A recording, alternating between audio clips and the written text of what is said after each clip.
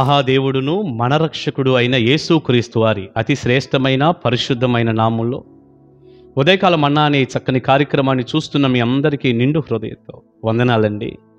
దేవుని మహాకృప మీ అందరికీ తోడై ఉండును గాక. ఎలా ఉన్నారండి? దేవుని కృపలో మీరందరూ క్షేమమే కదా? చాలా సంతోషం. రండి, మనం పరిశుద్ధ గ్రంథంలో నుంచి చక్కని వాక్యం ఇలా చూద్దాం. కీర్తనల గ్రంథం 50వ కీర్తన చివరి వచనం 23వ వచనం. స్తుతియాగము అర్పించువాడు నన్ను మహిమపరచుచున్నాడు, నేను వానికి దేవుని రక్షణ కనుపరుచున్నట్లు వాడు మార్గము సిద్ధపరుచుకొనును. ప్రియులారా, స్తుతియాగం అర్పించేవాడు దేవుణ్ణి మహిమపరుస్తున్నాడట. మీకు దేవుణ్ణి మహిమపరచాలి అని ఆశ ఉందా? తప్పకుండా దేవుణ్ణి మనం స్తుతించాలి. దేవుడు మనకు చేసే సహాయాన్ని పొందాలని, మనల్ని ఆయన కాపాడాలని, విడిపించాలని, రక్షించాలని ఆశ మీకుంటే,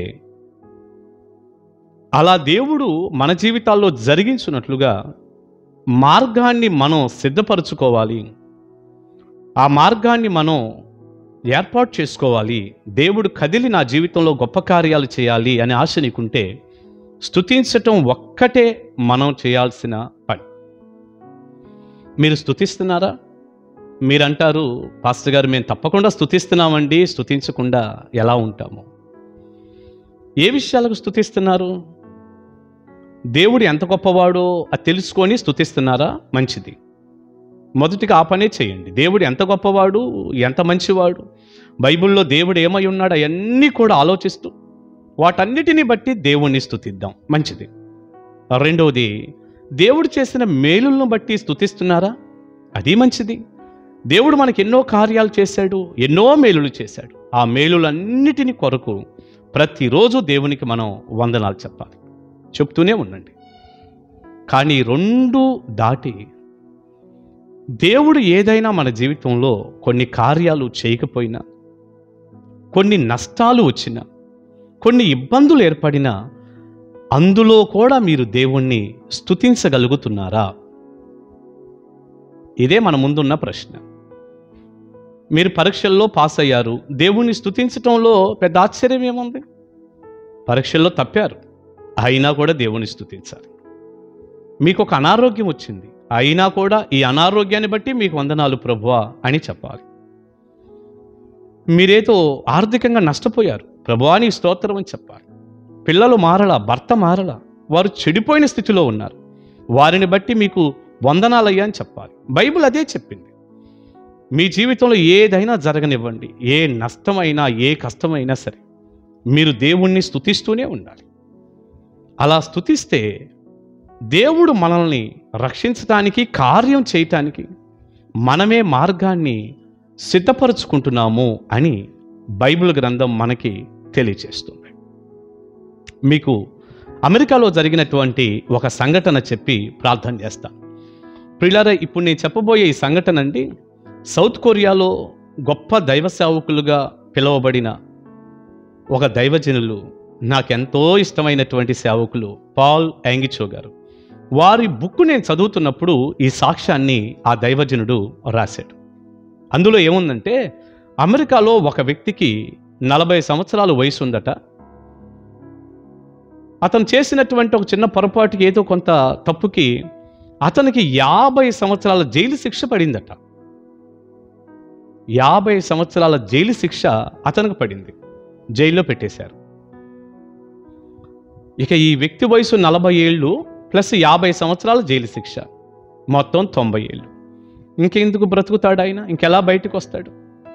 ఇక ఇది ఆ వ్యక్తి హృదయానికి వేదన కలిగించి, అల్లాడిపోతూ, కోపంతో రగిలిపోతూ, ఇక ఆ జైల్లో, ఆ గదిలో కేకలు పెట్టుకుంటూ, అరుచుకుంటూ, కాల్తో ఆ జైలు గేటుని తన్నుకుంటూ, ఆ ఓసల్ని తన్నుకుంటూ, చేతులతో ఆ కిటికీ సువ్వల్ని లాగేస్తూ, అదే గదిలో ఉమ్మి కూడా ఊస్తూ, ఒక పిచ్చివాడలాగా ప్రవర్తిస్తూ, కోపంతో అరుస్తూ, గందరగోళం చేస్తూ ఉన్నాడంట ప్రతిరోజు కూడా. ఆయనకు అర్థమైపోయింది కొన్నాళ్ళకి, నేను ఎంత చేసినా, ఏమి బాధపడ్డా, ఎంత అరిచినా సుఖం లేదు అని. ఈలోపు ఏం జరిగింది? కొంచెం నెమ్మదించాడు. ఆ జైల్లో, ఆ గదిలో ఒక మూలన ఎప్పటిదో పాత బైబిల్ ఒకటి దొరికిందంట ఆయనకి. సరే, ఇదేదో పుస్తకం లాగా ఉంది, తీశాడు, చదివాడు. బైబిల్ గ్రంథం అర్థమైంది. యేసు ప్రభువుని నమ్ముకున్నాడు. అలాగా చదువుతూ ఉండగా దేవుణ్ణి స్తుతించాలి అన్నటువంటి విషయం అతడు అర్థం చేసుకున్నాడు. అన్ని విషయాల్లో దేవుణ్ణి స్తుతించాలి అన్న సంగతి వాక్యాన్ని బట్టి అర్థమైంది. అప్పుడు ఈ జైలు జీవితాన్ని బట్టి, ఈ కష్టాన్ని బట్టి అతడు కోపానికి, బాధకు లోనవ్వకుండా దేవుని స్తుతించటానికి మొదలుపెట్టాడట. ప్రభువా, ఈ జైలుకు నేను వచ్చినందుకు వందనాలు. 50 సంవత్సరాల జైలు శిక్ష పడినందుకు మీకు వందనాలు. నన్ను ఈ జైల్లో ఉంచినందుకు వందనాలంటూ దేవుని స్తుతించడం మొదలు పెడితే అతడు ఎంతో తేలికైపోయింది హృదయం, ఎంతో నెమ్మదిగా ఉన్నాడు. అసలు ఆ జైల్లో కూడా ఒక ఆహ్లాదకరమైనటువంటి వాతావరణాన్ని దైవ సన్నిధితో అనుభవించాడు అని రాశాడు పాల్ యాంగ్ చో గారు అనే దైవ సేవకులు. అదే సమయంలో ఇంటి దగ్గర ఉన్నటువంటి అతని భార్యకు, కుమార్తెకు క్యాన్సర్ వచ్చిందని కబురు ఇతనికి తెలిసిందట. కానీ ఇది నేర్చుకున్నాడుగా ఈ సత్యాన్ని. వెంటనే ఈ వ్యక్తి ఏం చేశాడంటే, నా భార్యకు క్యాన్సర్ వచ్చినందుకు వందనాలు, నా కూతురికి క్యాన్సర్ వచ్చినందుకు వందనాలంటూ దేవుణ్ణి క్యాన్సర్ వ్యాధి కొరకు కూడా స్తుతించటం మొదలుపెట్టాడు.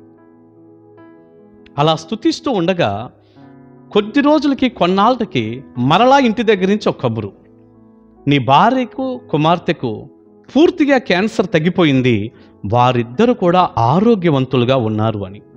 ఈ వ్యక్తి చాలా సంతోషించాడు, ఆశ్చర్యపోయాడు. చూసారా, స్తుతిస్తూ ఉండగా ఎలా దేవుని కార్యం జరగటానికి మార్గం ఎలా సిద్ధపరుచుకున్నాడో ఈ వ్యక్తి.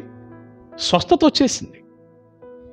అయితే ఆ సాక్ష్యంలో మరొక అద్భుతమైన విషయం ఏముందంటే, ఈ వ్యక్తి ఇలా దేవుణ్ణి స్తుతిస్తూ ఆరాధిస్తూ ఉండగానే ఇతను మంచి ప్రవర్తనను బట్టి, జైల్లో కొంచెం తగ్గిస్తూ ఉంటారుగా శిక్షలు, 50 సంవత్సరాల శిక్షల్లా 10 సంవత్సరాలకి కుదించబడిందట. ఆ మాట ప్రక్కనే ఈ దైవజనుడు రాశాడు. 10 సంవత్సరాలది తర్వాత ఈయన యొక్క ఈ ప్రేమతో కూడిన, మంచితనంతో కూడిన ప్రవర్తనను బట్టి 10 సంవత్సరాల జైలు శిక్ష కూడా 5 సంవత్సరాలకి కుదించబడిందటండి. అబ్బా, ఎంత ఆశ్చర్యం! 50 సంవత్సరాల జైలు శిక్ష 5 సంవత్సరాలకి కుదించబడి అద్భుతమైన రీతిలో తగిన సమయంలో ఈ వ్యక్తి విడుదల పొందాడు, రక్షింపబడ్డాడు. నిజమే, స్తుతియాగము అర్పించువాడు దేవుణ్ణి మహిమపరచుచున్నాడు. దేవుడు ఆ వ్యక్తికి రక్షణ కలగజేయునట్లుగా ఆ వ్యక్తి మార్గాన్ని సిద్ధపరచుకుంటున్నాడు. ప్రియ దేవుని బిడ్డ, నువ్వు ఎంత ప్రార్థించినా కూడా కొన్ని సమస్యలు అలాగే ఉన్నాయా? తీరటం లేదా? స్తుతించి చూడు, దేవునికి వందనాలు చెప్పి చూడు. సమస్యను బట్టి కృంగిపోయి, డేలా పడిపోయి డిసప్పాయింట్ అవటం కాదు, కానీ ఆ సమస్యను బట్టి వందనాలు చెప్పు, ఆ కష్టాన్ని బట్టి వందనాలు చెప్పు, ఆ నష్టాన్ని బట్టి, ఆ ఓటమిని బట్టి దేవా నీకు స్తోత్రం అని చెప్పు. నువ్వు నమ్మకంగా దేవుని బిడ్డగా ఉండి ఈ పని చేయి. తప్పకుండా దేవుడు నీ జీవితంలో గొప్ప రక్షణ కార్యాలు, విడుదల కార్యాలు చేస్తాడు. దేవుడు నిన్ను దీవిస్తాడు. ఈ రోజు నుంచి మేలు జరిగినప్పుడే కాకుండా, దేవుడు ఏమై ఉన్నాడో అది మాత్రమే కాకుండా, నష్టాల్లో, శ్రమల్లో కూడా దేవుణ్ణి స్తుతిస్తారుగా, అన్ని సమయాల్లో స్తుతించండి. మీకు గుర్తుందా, దెస్సలోనికలకు రాసినటువంటి మొదటి పత్రిక 5వ అధ్యాయం 16వ వచనం తర్వాత చదవండి. ప్రతి విషయమునందును దేవునికి మనం కృతజ్ఞతా స్తుతులు చెల్లించాలట. ఇలాగూ చేయుట మన విషయంలో దేవుని చిత్తమని రాస్తుంది. కనుక ఈ విషయాలన్నీ గుర్తుపెట్టుకోండి. తప్పనిసరిగా మీరు దేవుణ్ణి స్తుతిస్తూ ఉండగా దేవుడు మీ జీవితంలో గొప్ప కార్యాలు చేయనుగాక. ఆమేన్. ఒక అద్భుతమైన పాఠం మనం నేర్చుకున్నాం కదా, ప్రార్థన చేసుకుందాం. పరిశుద్ధుడు అయిన తండ్రి, మీకు వందనాలయ్యా. విత్తబడిన ఈ సందేశం బిడ్డలకు దీవెనకరంగా చేయండి. అన్ని సమయాల్లో, అన్ని పరిస్థితుల్లో మిమ్మల్ని స్తుతించే కృప అనుగ్రహించండి. ఎంతైనా మీరు నమ్మదగిన దేవుడు. తద్వారా కలిగే విడుదల ఇవ్వండి. విడుదల కొరకు వారు మార్గాన్ని సిద్ధపరచుకుంటున్నారయ్యా, సాయపడండి. వారి కన్నీరు నాట్యంగా చేయండి. కుటుంబాల్లో గొప్ప కార్యాలు, వ్యక్తుల జీవితాల్లో గొప్ప కార్యాలు జరుగునుగాక. యేసయ్య నామాని ప్రార్థన మనవులు అడుగుచున్నాను తండ్రి. ఆమేన్, ఆమేన్. God bless you. దేవుని కృప మీ తోడై ఉండునుగాక. కలుసుకుందాం.